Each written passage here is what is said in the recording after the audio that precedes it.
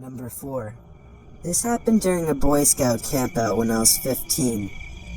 My friend, who was supposed to share the tent with me, called out from the trip at the last minute, so that meant I had to pitch the tent and sleep in it alone. The sun was going down, and after a long day of hiking, we got back to camp to set up our tents. It was already dark at that point, and I was still trying to set it up. It wasn't as easy doing it yourself.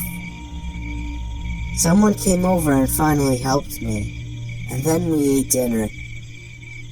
After the cliched telling of scary stories around the campfire, we all went to sleep. I guess I was a little happy that I had my own tent at that point, since I had more room. I fell asleep quickly, but woke up in the middle of the night to the sound of somebody stomping around my tent. I immediately assumed it was another scout going to take a leak or something. You may be thinking that all our tents were pitched right next to each other, but our scoutmasters actually had us pitch our tents far apart, so I was pretty far from my closest scout mates. The stomping around the tent seemed to just be going around in a circle, so at that point, I was sure somebody was messing with me. I asked who it was, and in response to that, they stomped off into the woods. I almost found myself going out and following them, but I figured it wasn't worth it, and just tried to fall back asleep. But after that, it was hard to. Sure enough, the stomping came back, and started circling the tent again.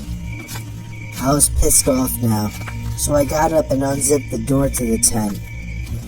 I was expecting to see another scout, but when I confronted the person making the noise, instead I saw a grown man, probably 6'5", in his mid-30s.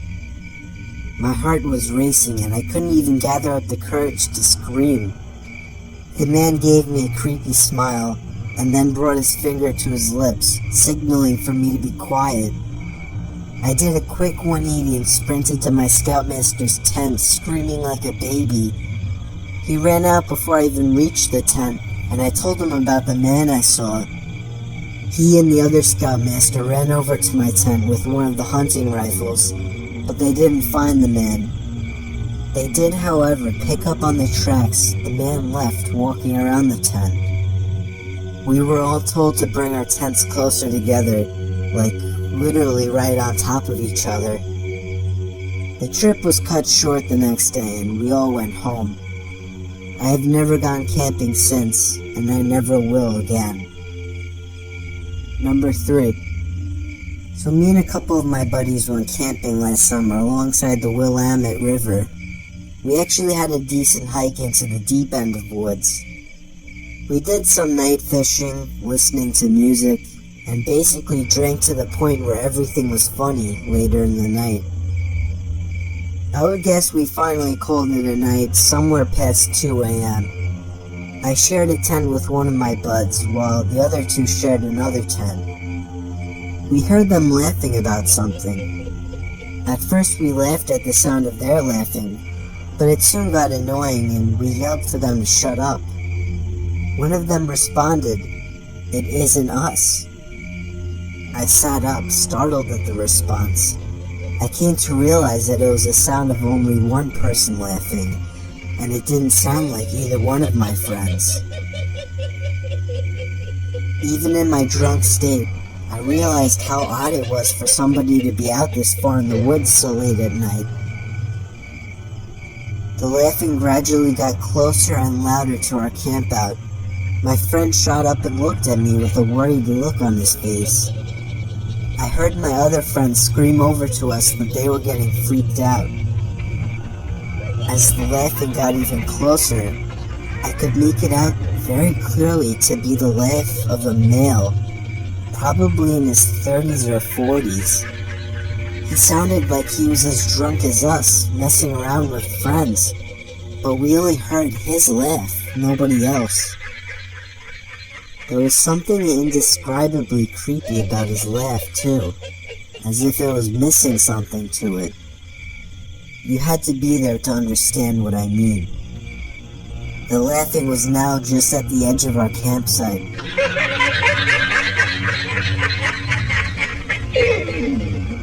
but we couldn't hear any footsteps at all. Now that may not seem like a big deal. It was impossible to move through that without making noise. And finally, all of a sudden, the laughing stopped completely. We had no idea where whoever that was standing, as he hadn't made a single stepping sound. We sat there in silence looking at each other. My friend was clearly freaking out, but he was keeping it together the best he could. Finally, something broke the silence. The sound of something rubbing against the cottony fabric of the tent. We saw the outline of a hand through the moonlight, pressing on the tent.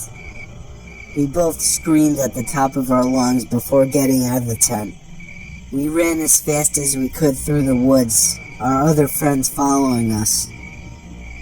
After about 5 minutes of running, we somehow found our car. I actually puked from running so much before taking the wheel.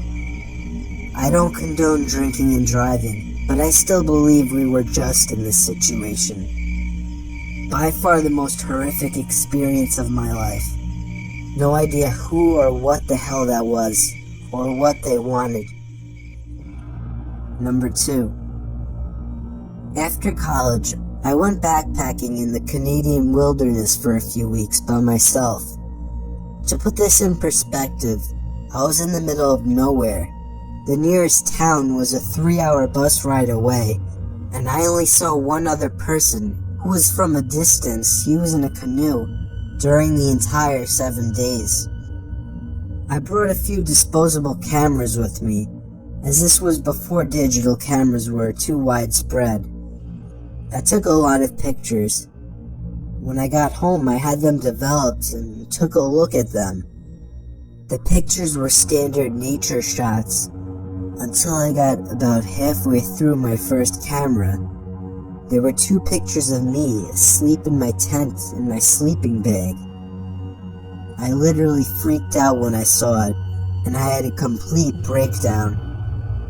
To this day, I have no idea how those pictures got taken. I haven't been camping since, and I sleep with my door open and my curtains shut, and I still get the paranoid feeling that whoever took those pictures is still watching me somehow. Number 1.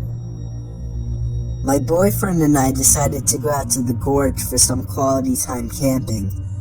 We had always gone with several other people, but this was the first time it was just us two. When we got out of our car to prep our gear for the mile hike back to the camping spot, 2 sketchy-looking dudes came out of the trailhead, eyed us, and went back onto their old-school Volkswagen camper van. I had a weird feeling, but shrugged it off and proceeded back to our camping spot. I had previously camped in the same area a handful of times, and I knew it pretty well. Once we got back there, I knew of a handful of different camping spots, and proceeded to check them all out for the one that would be ideal for us. I noticed what looked like someone camping further up the hill, so I picked a spot a little further down where we'd most likely be out of sight. Not out of earshot though, as I heard him yelling with someone else back over on the trail. It was starting to get dark by the time we got everything set up, so I figured I'd start looking for firewood. Suddenly, this guy appears out of nowhere and asks us if we'd like any help, and offered to sell us a bundle of firewood for $10. I laughed because we were in the woods, thus surrounded by wood, which I could pick up off the ground for free. He then said that I wouldn't find much because they'd already cleared it out over the past few weeks. Few weeks? I asked him how long he'd been camping up there, and he said almost a month. I already had the creeps about him, and he claimed he was up there by himself. I asked him why I heard him yelling with someone then, and that he had referred to more people when he was talking about the wood. He stammered and was like, yeah, there's some dudes I know camping over there, but up on the other side of the river. Then he proceeds to tell us that he's been lonely since he arrived. He was from Pennsylvania, took a bus to Lexington, and had been living in the woods back behind where I currently work. I knew exactly where he was talking about, because I saw some homeless people, immigrants, and drug addicts coming in and out of those woods every day. So basically, he was a homeless man who somehow got a ride out to the gorge and decided he would just live there instead.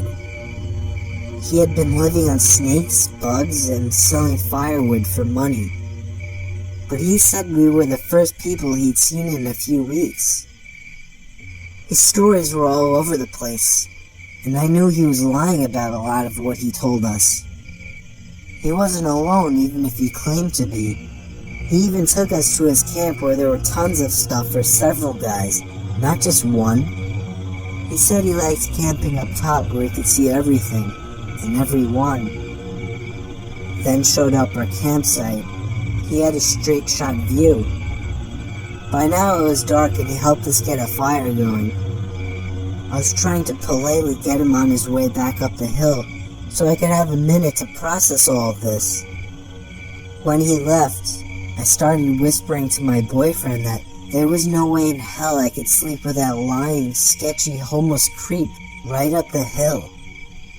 We didn't have a gun, knife, or even a dog to protect ourselves if we needed to. My boyfriend somehow convinced me to stay a little longer, so we planned to stay the night. But all throughout the night, we heard twigs and branches snapping around our tarp, as if somebody was watching us. It was that man. I knew it was. He was standing out there, watching us. I said let's quietly get our shit together and get the hell out of there. Which we did, only we left our new tarp set up because they would make too much noise and he'd know we were leaving. As soon as I stood up with my pack, ready to get the hell out of there, he yells, "Leaving so soon?" We proceeded to get away from there as quickly as possible.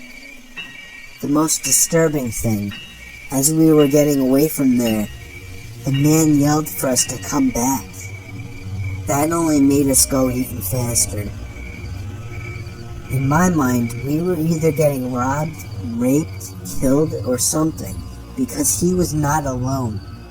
His stories didn't add up, and his background of where he came from made me believe he was running from something and was trying to hide by living off the grid. I called the Rangers the next morning and told them about him. Luckily, all he got from us was a set of new tarps.